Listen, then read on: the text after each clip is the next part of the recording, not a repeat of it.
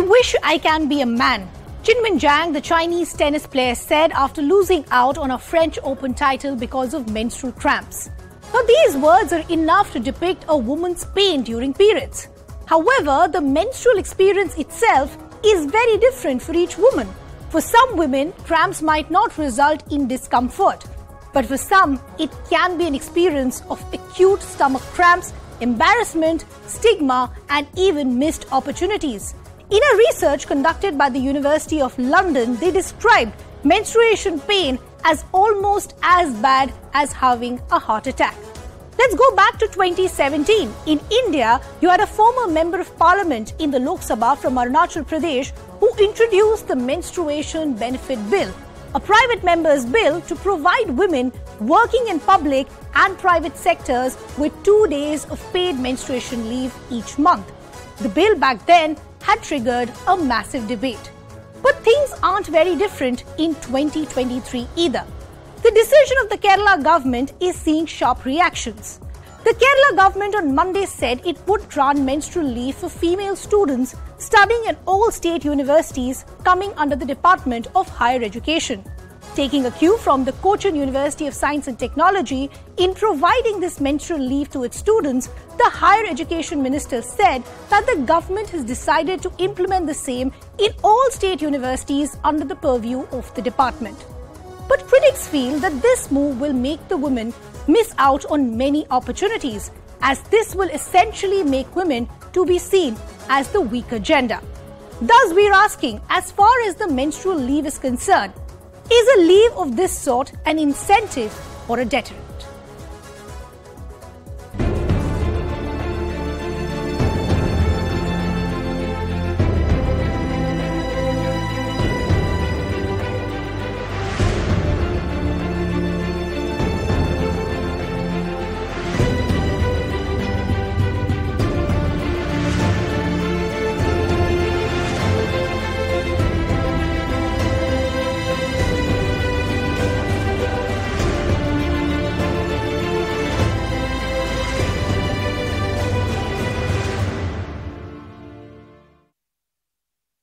So what are the arguments for and what are the arguments against as far as menstrual leave is concerned? Let's break down all those details so that we can set up what we'll be discussing over the next 30 minutes. Let's first begin with what are people in favor of menstrual leave saying. Leaves are optional and need-based. So essentially they're saying choice is the essential word. For example, if a woman has acute stomach cramps, she has the option to avail this leave. If not, you choose not to avail this particular leave. What are critics saying? That period leave considered discriminatory. Many are saying you already have the option of sick leave. Why do you want to add another aspect to it called period leave or menstrual leave? People who are supporting menstrual leave are saying that periods actually hamper the productivity and efficiency. So if you're an employer and you know that your employee's productivity is going to be hampered in those particular days, won't it actually be better if that employee has the option to take a leave like this? But what are critics saying? They're saying this is against constitutional right to equality. Many are also saying that at a time when women are wanting to break ceilings, wanting to break barriers, this actually will make them take 100 steps back. Let's talk about some other arguments as well. People in favor are saying that women experience pain and emotional agony. As I said when I started the show, if you go back to a survey that was conducted by the University of London, they said that many women's stomach cramps are so acute that it can actually be compared to the pain one goes through when you're suffering from a heart attack. But what are critics saying? The unwillingness to hire women at workplaces. Many are saying this will actually now be used by employers because they will say that should I give menstrual leave to women when I know that their productivity also will be impacted during that time. So women either way will lose out on a lot of opportunities. Let's talk about some other arguments. People supporting the concept of menstrual leave are also saying will improve women's health and well-being because we are saying that a woman is in so much pain and discomfort. Isn't it better for her to take those days off and then come back fresh the next day? Critics are saying this legitimizes the idea that women are the weaker sex or the weaker gender. So as I said, this entire debate in fact is not new. It's not new in India, it's not new globally. But despite all of that, we continue to see a lot of sharp reactions. I just want to give you a context of what women actually go through when they have their periods or when they're going through their menstruation cycle. How painful are menstruation camps? And as I said, we'll go back to that survey of University of London. They've gone on to say that the pain is as bad as someone actually having a heart attack. So many women are saying that why are you putting us in such a painful position? Why not give us that option of actually using this sleeve? That survey also says existing treatments for period pain are very limited. The choice is not there with women to actually go forward and have some sort of solution. They're also talking about stigma. They're asking how many women are actually going to be comfortable walking up to a male manager and talking about a leave like this. Period-related illness can actually cause infertility as well. So it's not just the period pain, but the disorders that follow through a woman's body as well. Period cramps not considered public health issue, and that seems to be an issue that many women continue to voice about. There's just not enough diagnosis, treatment, research, or just enough data to understand what women are going through. Pain not life-threatening, but it does affect your daily life and your productivity as well. And that's why I'll go back to that question that I pointed out earlier, that if an employer already knows that the employee's productivity is going to be low on these particular days, isn't it actually better for her to have that option of availing a leave like this?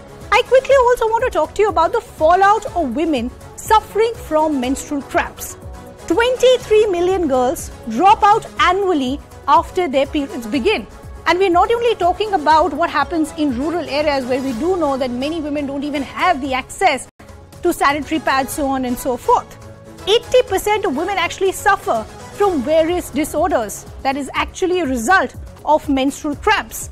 What we're also now understanding is as many as 25 million people suffer from various other disorders and a pain that acute where they might feel that they're almost passing out. Also quickly, there's a Dutch study that also points out to this entire aspect of productivity, of how women productivity actually falls in these days, and it's below par on days of their period cycle. Thus, the larger question that we're asking this evening is, what do you feel about menstrual leave? Should women actually have the choice? Or do you think that this will actually be a deterrent as far as women are concerned?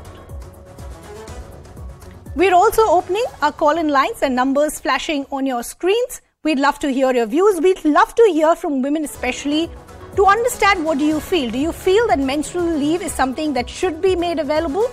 Or do you think this would be a deterrent? 0120-434-1895 is the number. Let me also now bring in our guest to take this conversation forward. We have Ms. Karuna Nandi, Senior Advocate. I also have Gursakhi Logani, Social Media Influencer.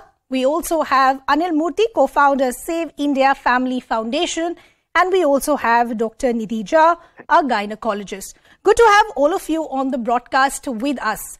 Ms. Karuna Nandi, I'd like to begin the conversation with you. I'd like to begin with what critics are saying.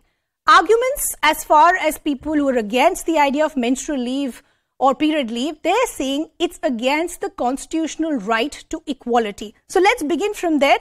Is that a fair argument to make? The default worker, Ridhima, is male, right? Is male, able-bodied, actually upper caste and Hindu as well. So that is the default worker, right? Now, in such a case, when we are speaking about equality, can we only have the default male worker in mind? Or are we also going to address other workers and other students in their diversity? So what critics are saying that there's a formal equality that should be applied, which is that since men don't need the menstrual leave, that nobody else should get the menstrual leave. Right? And as you correctly pointed out, there are women who go through extreme pain during their periods. Are they going to then have to take out time out of their sick leave? What if they get the same sickness as the other workers and then don't have any leave left? Then what? Do they get fired? I mean, because menstrual leave ends up being a fair bit, right? If it's 1 day a month, for example, right? Secondly, I think it's really like maternity leave. If you don't need it, don't take it. And if you don't need it, the high likelihood is that you won't take it. And don't deny others pain because you're such a pain-free hero. I find a lot of women who don't have the pain, and there's a fair number of us, right, failing to understand that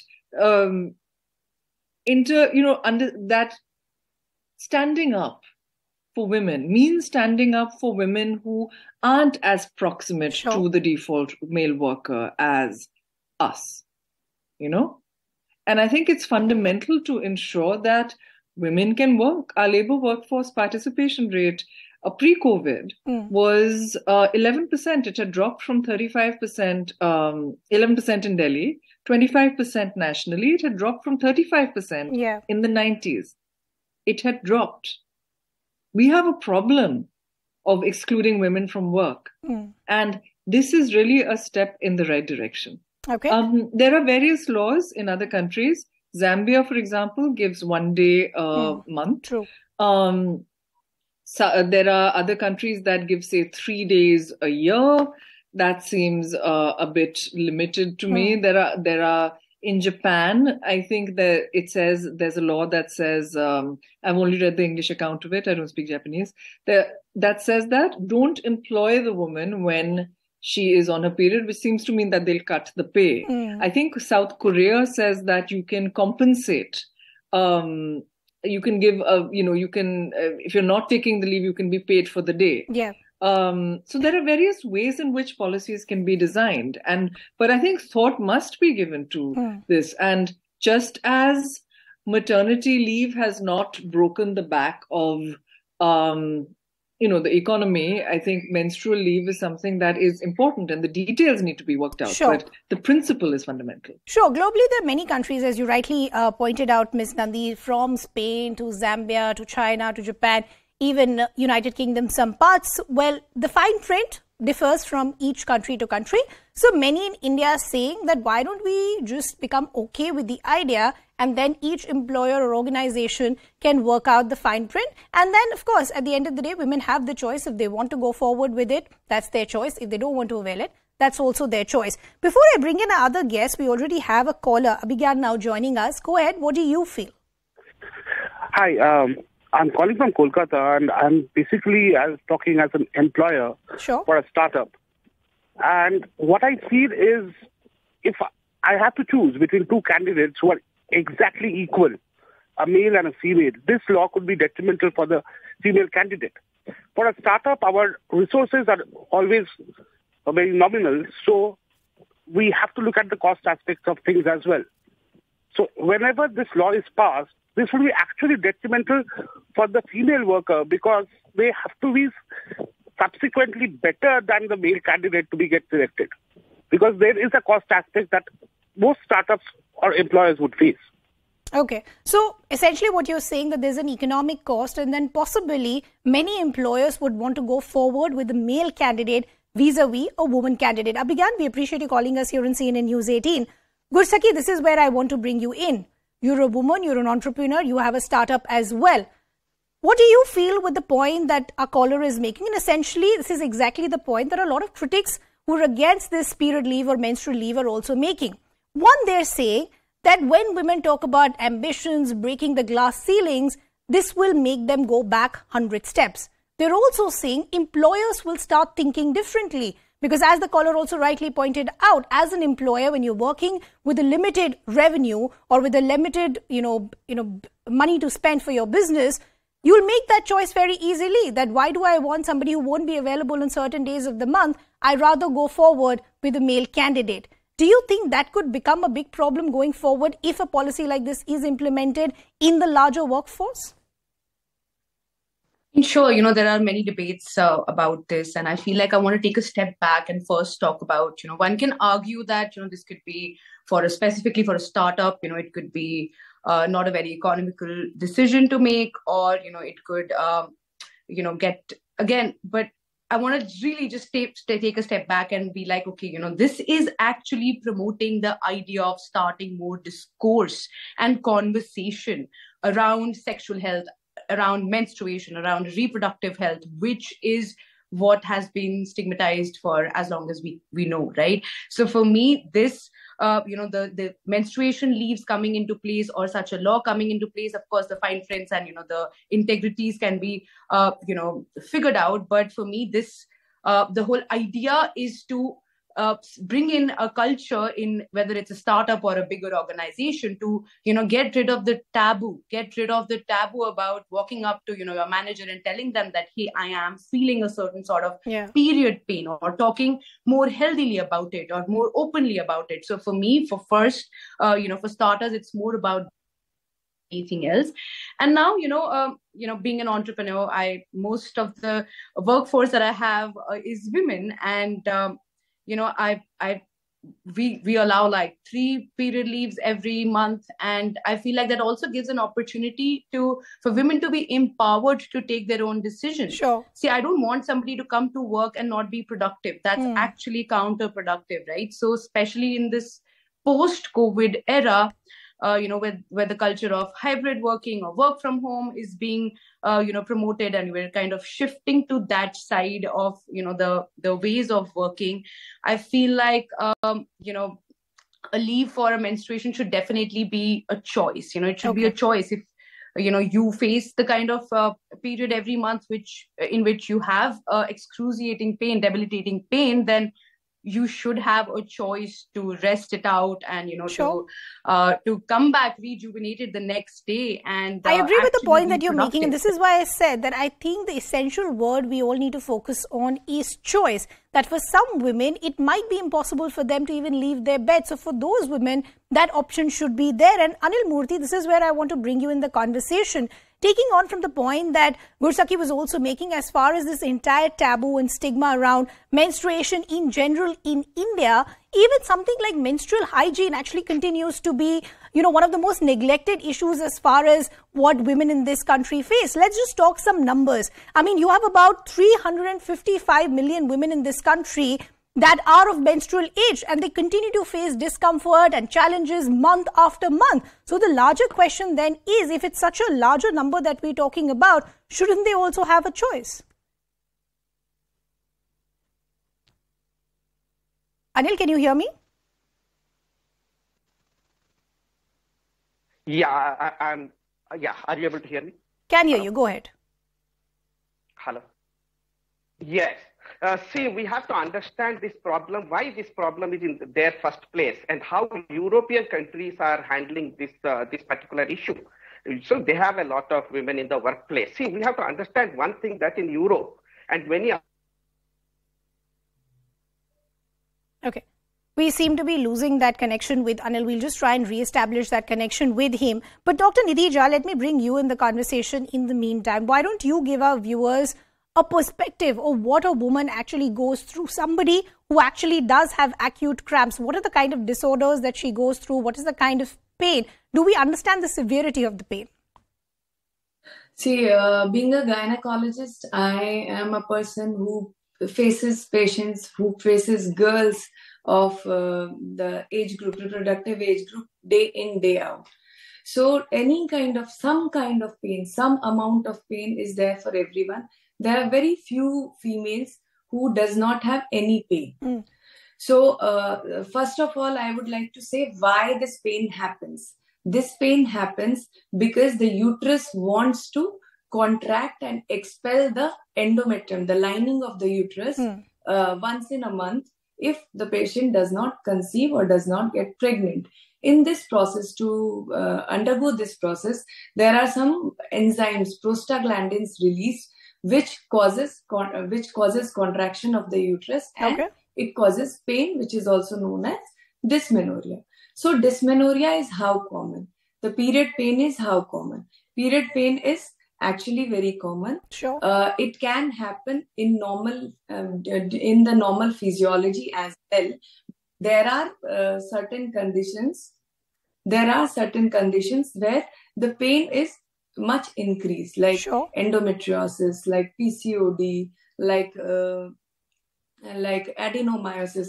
There are many cases where the pain is much increased in nature. Okay. So I would say that it is a welcome step. Okay. And at least people will inquire, people will talk about menstrual pain, menstruation. And I think, why should we restrict ourselves just talking about menstrual pain? We should also talk about menstrual hygiene, the access to, sanitary pads, so on and so forth for, half the country as well. But Ms. Nandi, I want to come back to you, and I want to come back to you as far as another criticism to this entire debate. While, many are saying that it's okay as far as this move in universities is concerned, but when it moves in the workforce, it can actually be a deterrent for women, because many are saying that you already have the concept of a sick leave. So why do you need to add another element as period leave? If you're unwell, is that what you're saying, and you're telling your employer, then you already have that option. Why do you need an added element? And the other and the larger criticism is that this will lead to women missing out on opportunities. Many people recounting their own experiences, saying that, when I got XYZ award or when I did my best show, so on and so forth, I was actually on my periods. But if I had decided to step back and stay at home, I possibly would have missed those opportunities. Do you think that's a fair argument that is being made? See, there are three things. Can I answer this question? The first is that if you said that women should get, include their maternity leave with their sick leave, because, before maternity leave existed, sick leave existed, right? Then that doesn't sound right, does it? Because only women become mothers, right? In the same way, women get the flu, women get heart disease, women get cancer, women get typhoid, and women get periods every month, right? So, in addition, some women get endometriosis, some women have PCOD, etc. And so, just that in itself makes it unfair to say restrict the period leave to sick leave. The second thing is that I think we really, really need an equality law. We can't have people saying that I am going to discriminate against women because they are going to take period leave or because they are going to take maternity leave, right? But however, one understands the difficulties of small shops or startups, etc. So in such cases, perhaps, when the business is small, there could be some kind of government support worked out for MSMEs, medium and small, basically small and micro enterprises. And I think the third thing is that, look, if a woman is getting that award and is getting that huge opportunity, there are women who are going to power through. There are women and men who power through cancer and heart disease and whatever, and and different kinds of illness. No, I agree with the point that you're making. Nobody is, discussing the fact that is it an option to work when you're having your period cycle? Of course, that's an option. And most of us, come to work, nobody takes leave. But the larger debate is that if you're in so much pain, should that option in fact be given? Are we painting all women with the same brush? Because as I said, menstruation itself as a concept is not very black and white, and the pain experienced by each woman was also very different. I just want to bring in another caller. Mrinalini is also now calling us. Mrinalini, go ahead. What do you feel? Do you think period leave should be an option given to women? I really think so, because I don't think it's a discrimination, or I don't think women are weak. It's a natural cause. People are, women have this issue, and then we call it a discrimination. If men also have the same problem and we don't give leave to men and we only give to women, then we call it a discrimination. Otherwise, it is not a discrimination at all. And it is left to the women. For example, if the woman is not feeling up to the mark of coming to office or going to school, I think we should give leave to the woman. It's up to the woman whether to participate or not. And also in terms of schools and all that, especially in India, many schools don't have really good bathrooms, where they could go and change the pad or something like that. So it is very difficult for young girls, and especially in a co-education situation. It's very difficult. So if they want to take off, why not? Okay. They take off. If they are willing to come, they should come. It's nothing, there's no weakness in this. There is no discrimination in this. No discrimination. So you're also essentially going back to that word of choice. Anil, I want to bring you in, and I actually want to go back to a very famous dialogue of a sitcom Friends, where Rachel Green, one of the characters, said, no uterus, no opinion. So shouldn't it be then the final choice of women themselves? As we've been saying, when we know that you're in such excruciating pain, your productivity will also be impacted. Give that choice to women. If they want to take it, great. If they don't, then they continue coming to work. What is the problem? Yes. Yeah, well, I want to say something simple. It is not a man versus woman thing. It's not even an equality topic. Actually, it is. We need to look at the elephant in the room. How European countries are dealing with their workplaces, their colleges, right? They have. Okay, we seem to be 55, 60 hours per week also. So let me put it very clearly. We need to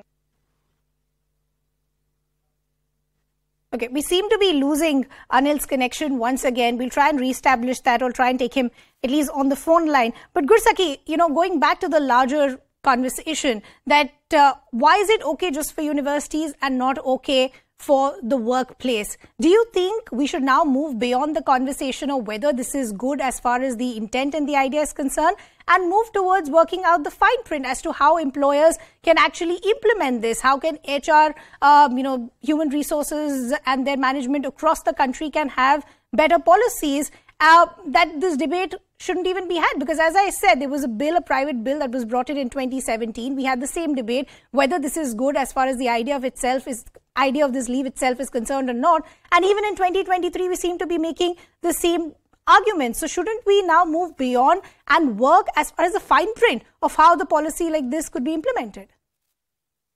I mean, most definitely. And as you very rightly said, no uterus, no opinion, right? So first of all, this should not, be a man-woman issue, And I also want to just add one point here is that even men PMS, even men, just because they are not bleeding, do face some sort of hormonal changes every month. So that also should eventually be taken into consideration, and we should be having a conversation about that. But talking about that right now is like, trying to chase the moon. But yeah, coming back to your point, I feel definitely we should empower women to make their own choice, right? Equating a menstrual leave to a medical leave is very short-sighted. It should not be even a debate. Should every person or every woman who's menstruating or who's bleeding goes through a different experience? On some months, my pain is debilitating, it's out of control. I can't even get out of bed. On another month, it won't even feel like a pause. It'll be a cakewalk, So should I choose to work on the days when I'm feeling that it's crucial? So essentially, I think the larger sentiment here in the room is that it should be all about choice. It could differ from day to day. It could differ from month to month, and it could differ from woman to woman as well. I want to give the final 30 seconds to a last caller, Captain Jagtap from Rohtak calling us. Go ahead, Captain. What do you feel? Good evening, Ridhima and the other panelists. You see, in this competitive world, feminism will be beaten 100 years back. Secondly, it is a self-goal. You lose many opportunities in the job. Okay. And it is as far as this... So you're saying this move will actually be counterproductive for women because they will miss out on opportunities. As I said, every time we speak about period leave, it continues to garner a lot of sharp reactions. Unfortunately, I will have to leave that conversation there. I'd like to thank all the callers and all our guests as well. With that, it's a wrap from my side, but news continues here on CNN News 18.